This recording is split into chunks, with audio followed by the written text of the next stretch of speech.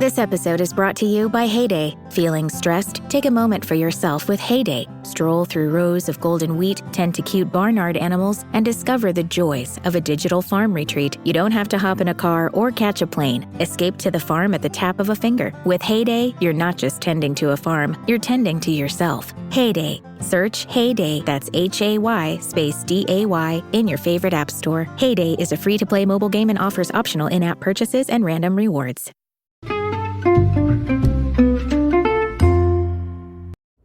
Hi everybody, and welcome to the Dr. Psych Mom Show. Today I'm going to talk about what it's like to be divorced from each attachment style ex-partner. And before that, I must tell you to subscribe. My most recent subscriber episode was the random couple reframe, about how if you think of your parents as just a random couple, you may start to deeply interrogate why you think what you think, and if the things that you thought of as fact are really fact at all. And that can hasten a process of self-development that can only really benefit you. And you will hear that and close to 200 other episodes if you subscribe for $8.99 a month. That link is always in the episode description. Okay, so I did a little video on divorce from each attachment style and people liked it.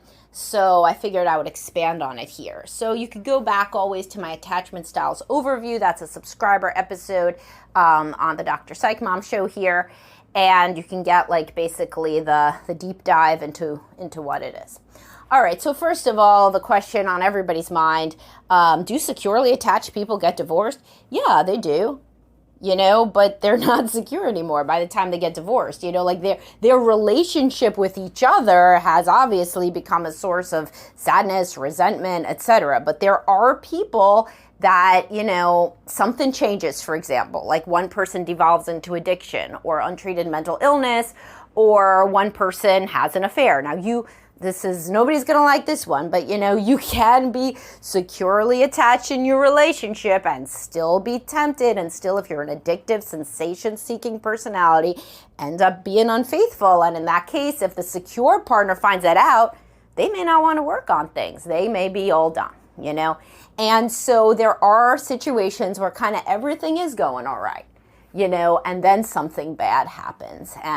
Or for example, let's say a child, God forbid, dies, or a child is diagnosed with a severe illness, right?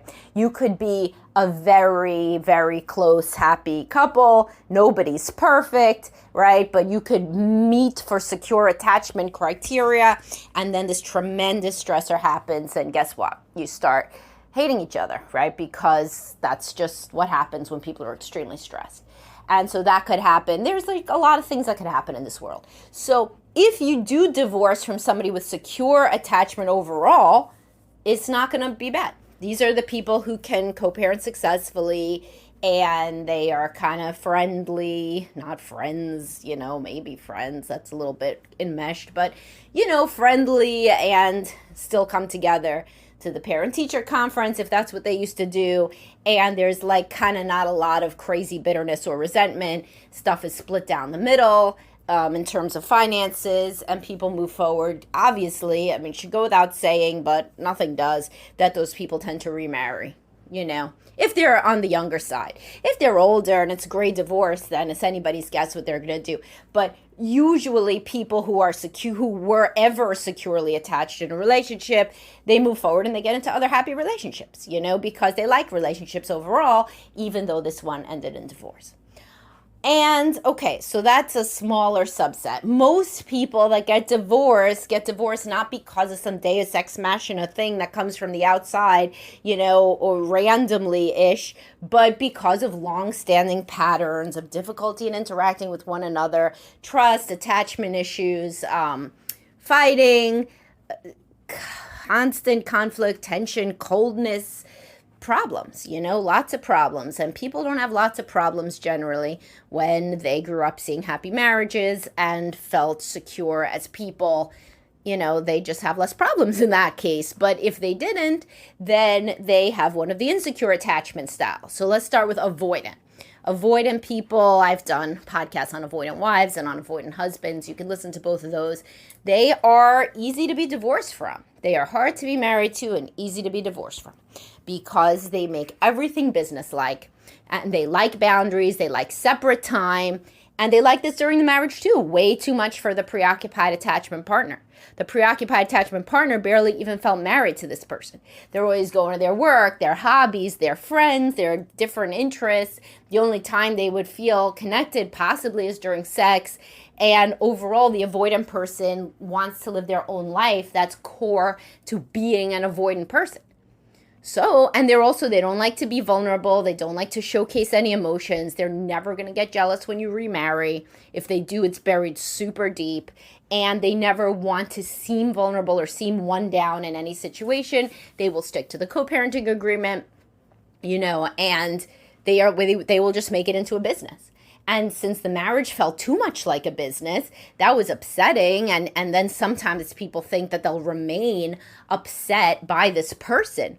But then they quickly realize that being divorced from an avoidant person is wonderful. It's a person has boundaries. They will keep their end of the deal. They treat everything like a business. And that's exactly what you want in a co-parenting partner that you're not married to.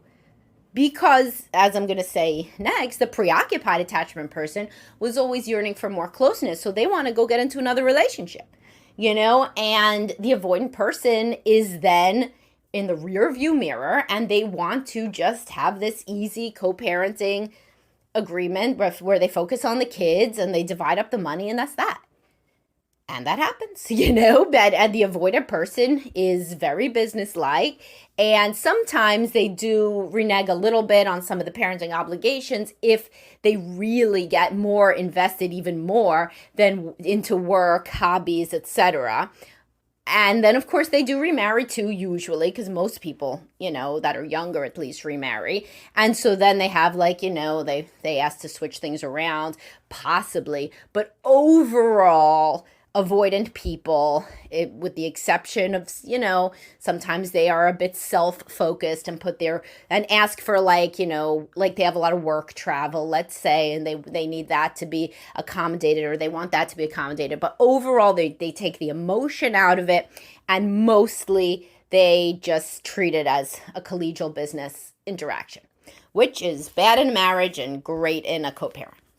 Now, preoccupied attachment people, they always wanted more closeness. They were yearning for more closeness. So it depends. If they're the one to initiate the divorce, obviously they're going to be a lot happier, because they're getting what they want. In a worst case scenario, fearful avoidant is the worst. We'll get to that soon. But another bad one is when, let's say there's a preoccupied attachment wife who uncovers an avoidant partner's infidelity. Well, then really the shit hits the fan because she feels extremely upset. Or the inverse, or a preoccupied attachment guy.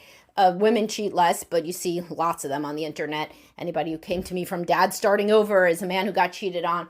And so then they too get very upset. This avoidant person cheated on me, and now basically they should suffer. They shouldn't get to just, and they may not say this explicitly, but the underlying theme of it is fuck this person. They should suffer.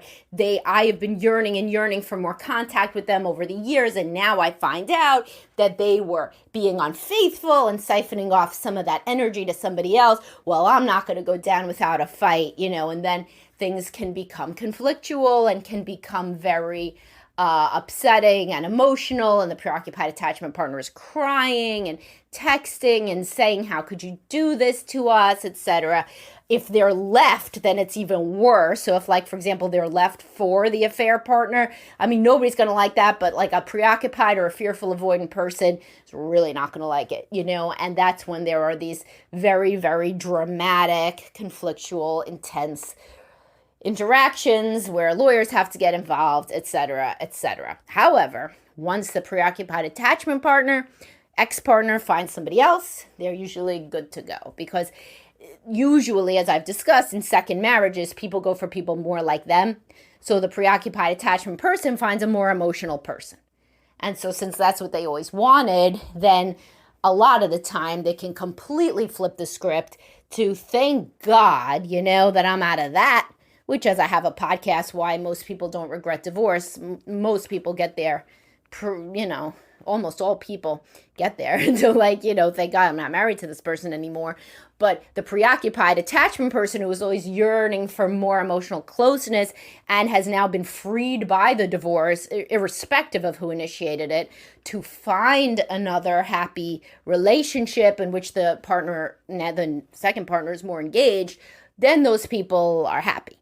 And then they still may hate the ex, but, it doesn't impact them day to day, minute to minute, and they can usually co-parent pretty well because they're happy, They can move forward. Maybe they'll have more children if they're at the right age. Who knows?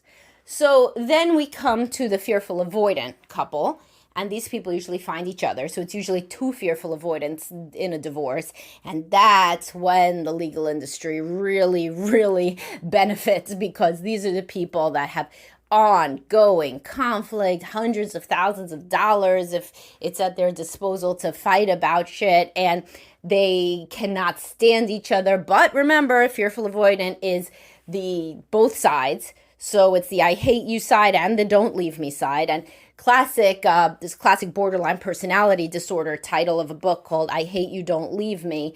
Many people, that is the attachment style for borderline personality. So frequently these are the narcissist borderline couples that are divorcing. The people who have extreme attachment trauma from youth, from how they were raised. And so they may have been children of divorce themselves, or they had other childhood trauma relationally in the home between family members. And so now this divorce is really making them think that they never should have trusted anybody ever. And they hate the partner. And sometimes things will be violent. Sometimes there will be domestic violence stuff. The kids witness a lot of conflict, unfortunately. And this is the ones where the parents are playing the kids off against each other, alienating. You can't see daddy, you can't see mommy, mommy's a slut, she cheated on me, that kind of stuff, or daddy's an asshole, he cheated on me, or whatever. So point being that these are the most contentious divorces, and if you are somebody with this fearful avoidant attachment style and unresolved childhood trauma, and you're thinking of getting a divorce, the most beneficial and practical advice I could give you is to get into couples counseling first, because the more that you guys understand each other and the more that you try to honestly get on the same page even about the dissolution of the marriage, the better it will be.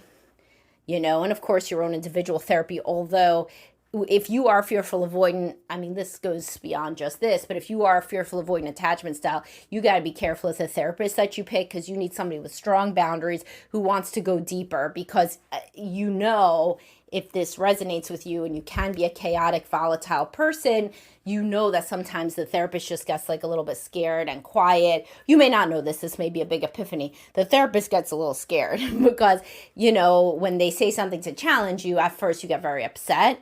So then that's how a lot of fearful avoidant people end up in therapy for years, and they're just really talking and venting. And the therapist has learned that, they're hoping that's better than nothing for you. But whenever they try to challenge you, you get upset, the same as you do in intimate relationships. So DBT is really good. And focusing on finding a therapist with strong boundaries who will challenge you, and that can be really hard. But the more that you work on yourself and the more that you as a couple discuss what it's going to look like after the divorce, then the better situated you are to not spend all of your money on lawyers and a horrible battle that your children witness, and that leaves them scarred forever, And then, of course, people with fearful avoidant remarry quick. They get into relationships quick, at least, because they can't be alone. And they get very scared of being alone and of somehow losing in this divorce, and the ex remarried, but you didn't. And so they get into other marriages super quick.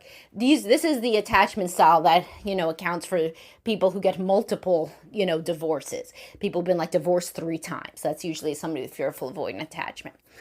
And so what you want to really get from this are a couple of things. Most people can make their divorce healthy and okay for the kids, no matter what their attachment style is. But if you have an insecure attachment style, you're going to need to do that with a lot of work. It's not going to be easy for you to set aside your feelings about your ex, especially if you're preoccupied or fearful avoidant. So that's the people who really, really do need a therapist to help them through this. In a situation, which I've seen infrequently, where 2 avoidants separate, It's like literally like just a business deal. It was a business deal to come together, and it's a business deal to be apart, and they don't give a shit, because they didn't really open up to each other much in the marriage anyway. So, who cares? No harm, no foul. And their deeper feelings about that can be explored. And usually when they remarry, it's not to another avoidant, because why? Even they picked up on that the marriage was kind of shallow, and it didn't work out. So they usually go for somebody else who has more feelings that are easily expressed, But either way, it's not a death sentence no matter who you divorce from, but there are certain styles that do need more help than others and that need more support. So that's what you can practically speaking get from this. And if you had a volatile, contentious, even violent marriage, the divorce is going to be a shit show. So I'm just speaking to you plainly. So that is when you want to front load on the therapy side, because even though that seems expensive, it is not as expensive as racking up these lawyer bills, especially not for fearful avoidance. I want to call the lawyer every 36 seconds to say something else that they just thought of. So, and I've seen this, as you might imagine from how I'm saying this, these are the people who come in when it's too late. They're already racked up the hundreds of thousands of dollars of bills, and now they think maybe we should sit down with somebody together so that we remember that each other is a human being and not a monster, and we don't just try to scorched earth each other into the ground along with our children. So it's always something that you can reach out for in therapy, is this kind of co-parenting, counseling to kind of keep the kids at the forefront, and for both people also to think of needing their own individual work. All right, guys, I hope you enjoyed this and found it practical, and I will talk to y'all soon. And as always, you could reach out to me at my practice at Samantha@drpsychmom.com, or to meet with any of my clinicians, therapists, or coaches who are all well-versed in divorce at bestlifebehavioralhealth.com. Thank you. Talk to y'all soon. Have a great day.